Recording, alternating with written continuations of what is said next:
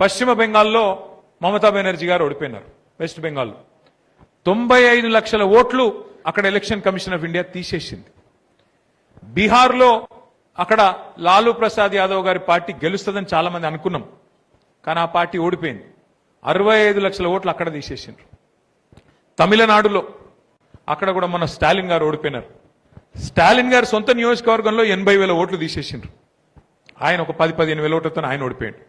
ఇప్పుడు 25 జూన్ నుంచి ప్రారంభమయ్యే కార్యక్రమం ఏదైతే ఉన్నదో స్పెషల్ ఇంటెన్సివ్ రివిజన్, ఇది చాలా చాలా చాలా ముఖ్యమైన కార్యక్రమం. మీ అందరికీ మీకు ఇచ్చిన కాగితాలు ఇచ్చింటారు, మీకు ఇచ్చిండ్రా?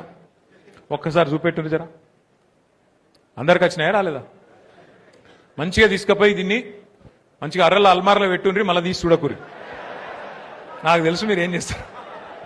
తీసుకుపోయి ఇంట్లో అట్లా వారేసి మళ్ళీ పక్కకు బండెక్కి అవతల పడ్డామంటే పొలం కాడికి పోయినామంటే మళ్ళీ మనకు గుర్తు కూడా ఉండదు. దయచేసి చాలా కష్టపడి మీకు విలువైన సమాచారం వల్ల ఉన్నది, చదువుండ్రి, అర్థం చేసుకోండి.